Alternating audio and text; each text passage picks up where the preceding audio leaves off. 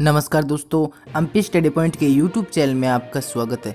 दोस्तों, पिछले कुछ दिनों से नेपाल और उत्तर भारत के जंगलों में जिस प्रकार आग लग रही है कुछ इलाकों में, तो इससे भारत और नेपाल ही नहीं बल्कि दुनिया भर के जो वैज्ञानिक हैं वो इससे चिंतित है। और उन वैज्ञानिकों ने इस आग से कितना खतरा उत्पन्न हो रहा है इस बारे में भी दोनों देशों को चेतावनी दी है। इसके अलावा उन्होंने ये भी बताया है कि भारत और नेपाल के जंगलों में क्यों बार बार आग लगती है और क्यों सरकार हर बार आंख बंद करके बैठी रहती है, क्यों इस पर कंट्रोल नहीं किया जाता। तो इस वीडियो में हम पूरी चर्चा करेंगे, तो वीडियो के अंत तक बने रहें। साथ ही अगर आप इस चैनल पर नए हैं तो चैनल को सब्सक्राइब करके बेल नोटिफिकेशन ऑन कर लें ताकि प्रत्येक अपडेट आप तक पहुंच के सबसे पहले। तो चलिए शुरू करते हैं आज का वीडियो। तो दोस्तों, वैज्ञानिकों का कहना है कि उत्तर भारत और नेपाल के कुछ इलाकों में जंगलों में जो आग लगी है वो पिछले 15 साल की सबसे भयानक और खतरनाक आग है। यानी पिछले 15 सालों में इससे खतरनाक आग भारत और नेपाल के जंगलों में नहीं लगी थी। वहीं यूरोपीय संघ की कोपरनिकस एटमॉस्फेरिक मॉनिटरिंग सर्विस के मुताबिक बीते एक महीने में उत्तराखंड के जंगलों में जो आग लगी है उससे 0.2 मेगा टन कार्बन उत्सर्जन हो चुका है और ये 2003 के बाद सबसे ज्यादा भी है।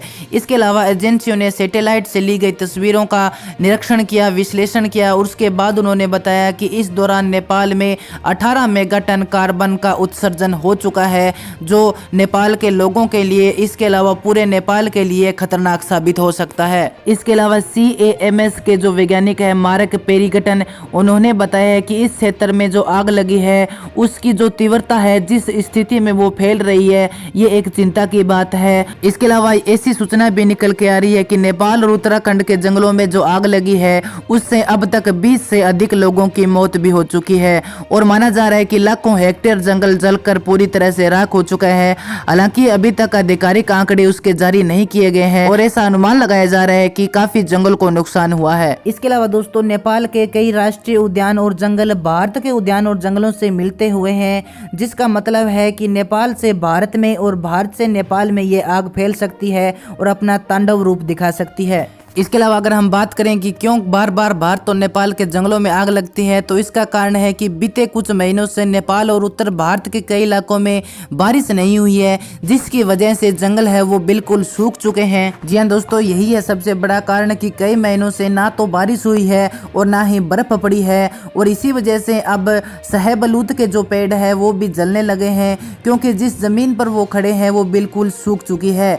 और चिंता की एक और बात यह भी है कि आमतौर पर जंगलों में सबसे भीषण आग मई के महीने में लगती है और अभी तक यह समय आया नहीं है, यानी मई का महीना अभी तक आया नहीं है और ऐसे में हो सकता है कि जंगलों की ये आग और भी भयानक हो सकती है, क्योंकि मई का महीना अभी बाकी है। इसके अलावा भारत और नेपाल के अधिकारियों का यह कहना है कि ये जो जंगलों में आग लग रही है और फैल रही है, इसका सबसे बड़ा कारण यह है कि खेतों में जो फसलें जलाई जा रही है लोगों के द्वारा, उसकी वजह से ये आग भड़क चुकी है। लेकिन विशेषज्ञों का कहना है कि ये समस्या सिर्फ मौसम और फसलों से आग लगने तक सीमित नहीं है।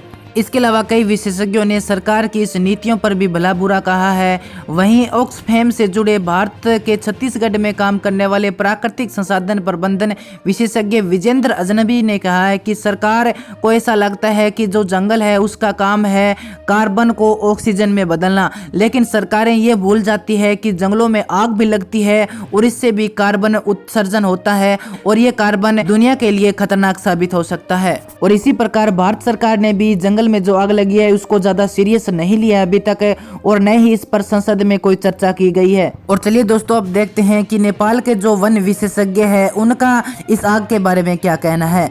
तो नेपाल के federation of community forestry users के अध्यक्ष भारतीय पाठक कहती है कि हमने सुना है कि नेपाल को पर्यावरण के नाम पर विदेशों से करोड़ों डॉलर की मदद दी जाती है ताकि वो जंगलों की रक्षा कर सके और पर्यावरण को बचा सके, लेकिन अभी तक सरकार ने इस जंगल की आग को बुझाने के लिए उसमें कोई विशेष खर्चा नहीं किया है। इसके अलावा उन्होंने ये भी कहा है कि नेपाल दुनिया भर में अपने काम के लिए जाना जाता है और नेपाल की काफी तारीफ करती है दुनिया, लेकिन अब जंगलों में जो आग लगी है और सरकार आंख बंद करके बैठी है, कुछ भी नहीं कर रही है, इससे सारे किए किराए पर पानी फेर दिया गया है। इसके अलावा दोस्तों, नेपाल के जो वन मंत्रालय के प्रवक्ता है प्रकाश लामसाल, उन्होंने कहा है कि हम अपनी सीमित संसाधनों से जो भी हो सकता है वो कर रहे हैं, लेकिन नेपाल में जो आग लगी है वो ऐसे इलाकों में लगी है जहां तक पहुंचना बहुत ही मुश्किल है। उतार चढ़ाव की चोटियां हैं, ऊंचे पहाड़ है, वहां पर आग लगी है। इसके अलावा कुछ लोग ऐसे भी है जो जानबूझकर नेपाल के जंगलों में आग लगा रहे हैं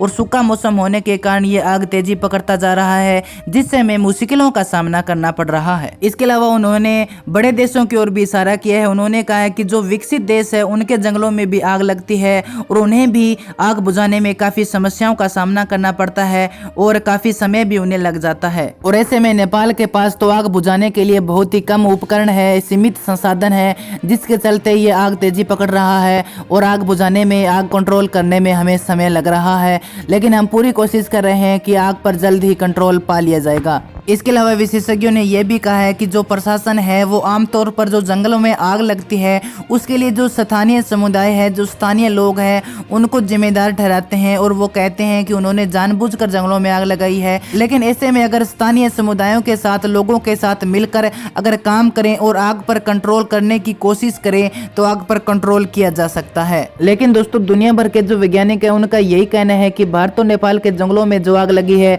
इससे कार्बन का उत्सर्जन हो रहा है और कार्बन दोनों देशों के लिए बहुत ज्यादा खतरनाक साबित हो सकता है। हालांकि दोनों देशों की सरकारों को मिलकर इस पर काम करना चाहिए और जितना जल्दी हो सके इस जंगल की आग को कंट्रोल करना चाहिए। तो दोस्तों, आज की वीडियो में इतना ही। मिलते हैं अगली वीडियो में एक नए अपडेट के साथ। तब तक के लिए जय हिंद, जय नेपाल।